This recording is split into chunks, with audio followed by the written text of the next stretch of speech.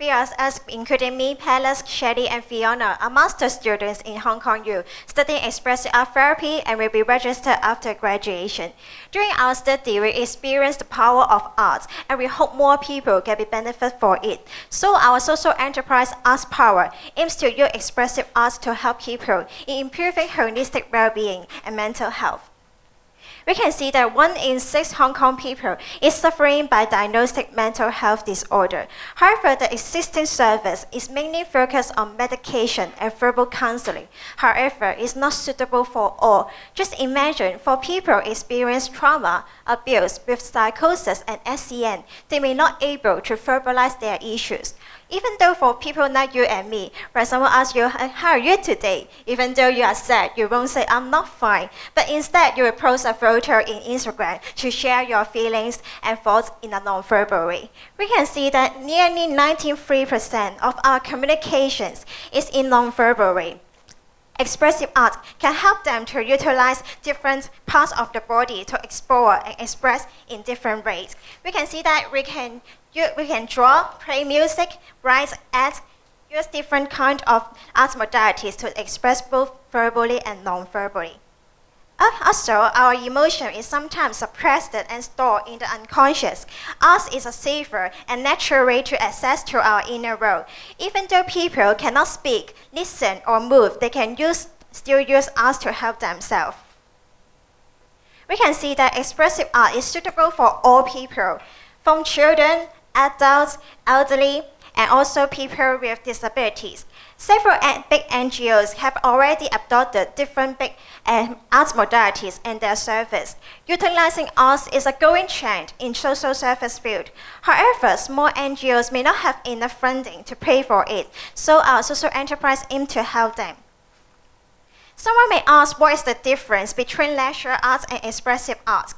It's not like art jamming, as all the programs will be provided by registered expressive arts therapists. The certificate is recognized by international association. The professional standard is qualified and guaranteed. Is around 100 expressive arts therapists in Hong Kong. They have the knowledge, skills, and experience in artistic and psychological areas. So the programs are not only for fun, but have the therapeutic effects. Local and international researchers have shown that expressive art therapy is effective in managing different psychological issues. I will briefly illustrate the changes I observed in one of my clients who participated in my assignment. She has kindly granted me the permission to do so. She is an 18-year-old second-year university student. She entered university with very good grades and chosen a very demanding curriculum. And she found it very stressful dealing with schoolwork and also had difficulty with socializing in the university environment. She was crying a lot before we started the therapy session, thinking about quitting. I did 6 weekly hourly sessions with her doing breathing exercises, body movements, and visual art. Her first drawing showed a large patch of dark cloud, and it was raining. She was a little flower enclosed in a small space down at the corner. Looking at the picture enabled her to gain more awareness of her emotion at that time, and she described herself as lonely. On the right-hand side is the artwork she did in the middle of the therapy. Looking at her own picture after completion, she said this, I think too much. She leaves some blank space like the whiteness in this picture. And she said that she needs to go to nature more often. Here we can see that she gained some insight about herself. In the last drawing, we were talking about the way forward, and instead of the dark clouds, we can see a rainbow. Though small, it did represent a significant change. So she also had plans to face future challenges and to meet more people. Arts Power runs a hybrid business model. On one hand, we have commercial programs for people who can pay, including corporates and higher income people. On the other hand, we have NGO programs for the underprivileged. We hire registered expressive arts therapists for both programs. Our commercial programs generate income to subsidize the NGO programs, while the NGO programs provide opportunities for corporates to fulfill their social responsibility. As such, our business model is self-sustainable, and customers from our programs benefit from our services. Our goal is to serve 100 underprivileged people in the first 3 years of business. Our commercial programs target corporates, schools, individuals, and families, and we work with partners for NGO programs to serve people in need. We aim to enable equal access to mental health support. We believe that through arts, people can be empowered, the holistic well-being improved, and social inclusion will be promoted. Let's talk about our programs. Since more corporates are concerned about staff well-being, our programs will be run for stress reduction and team building, and there are already corporates showing initial interests in working with us. In schools, students have various kinds of needs. And for every one of us, we experience problems of mood and stress. And for our elderlies at home, they may face dementia issues from time to time. And these are some of the themes that our programs can address. And for NGO programs, we are already talking with some partners who are working for the underprivileged on marriage and family issues and drug abuse and so on. In terms of social impact, we'll improve mental health and well-being for the underprivileged. To measure the effectiveness of our programs, we'll have professional assessment tools to evaluate, for example, clients' anxiety and depression levels before and after our programs. Also, by making mental health support available, we are fostering equality in the society and reducing burden to the public health system. Our minimum viable product of our commercial program will be a one-session workshop of 1.5 hours for around 20 customers, and the positioning of the commercial workshop will be more towards well-being and handling emotion and stress. Comparatively, the NGO programs will be more in-depth and therapeutic, handling more complex issues, for example, psychosis and even drug abuse, as mentioned by my teammates. So it needs more sessions. So the NGO programs will have around 4 sessions for a smaller group of 10 beneficiaries. And our product prices are in line with market prices. Currently in Hong Kong, the arts and sports classes are offered at around $250 to $400 per person per session, while for our commercial workshop, one session is offered at $380 per person. So for 20 people workshop, we're expecting an income of $7,600. And our NGO programs will be offered at a greatly discounted price for the small NGOs that are lacking resources. Our variable cost mainly consists of therapist salaries, which is around $1,500 per session, which is also the market price. We have a 3-year development plan. In our first year, which is 2019 and 20, will be mainly prototype stage, in which we'll do a lot of business development and consumer education through social media, and have a small number of sessions, mainly for test run.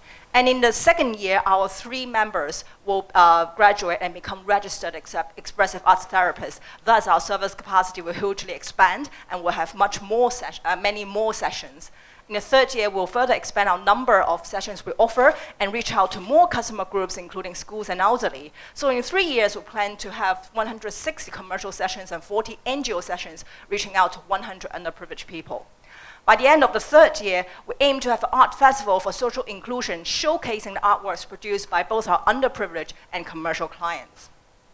In terms of financial projection, in a very optimistic case scenario, in the third year, we hope to generate a net income of around 340,000 Hong Kong dollars. And as we are really at a very early stage of startup, we tend to keep our fixed costs very low. And our co-founders, the 4 of us, will take dividends instead of salary. We will review after 3 years, and we hope to scale up by that time if the condition is right. And this is the end of presentation. If you have any questions, you're more than welcome to ask us, and we hope that we can win your support so that we can use arts to help more people. Thank you very much.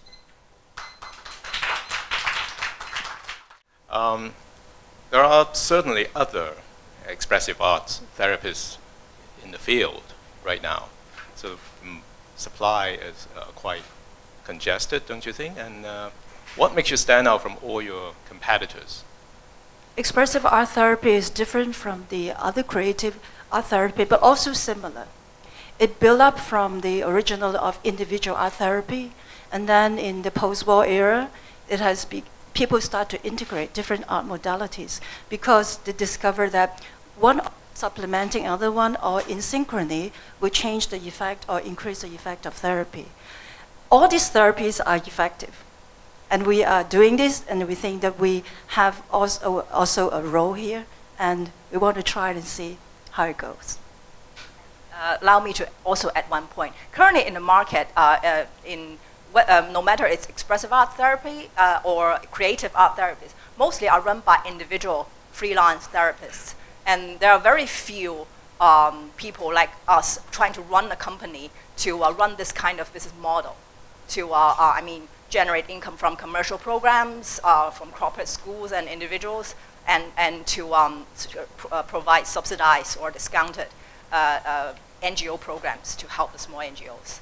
So I think the uniqueness is really the business model and what we're doing as a team. Yes, that's very good. And you have also made the current gap between the NGO and also the market demand. And so therefore you want to fill the gap to provide this service. And in 3 years' time, how about the scenario will be the government budget will be a bit more relaxed and support the NGO in this regard? As how would you see the competition? And how would you handle this kind of competition? Because you also have this 3-year scenario. I think basically for NGO programs, we will, because there are in the market existing already some large NGOs are hiring therapists at market price. So our discounted programs are mainly targeting the small NGOs that cannot afford and have little resources. So the exact discount price will based on our negotiation with NGO, based on the real situation. So if, for example, if the NGO can get more funding from the government, actually it's good for us. So probably they can pay more, or they can offer to have longer programs with more sessions, which supposedly will have better effect for the clients. Yes, actually I think it's a positive effect for us if there are more government funding.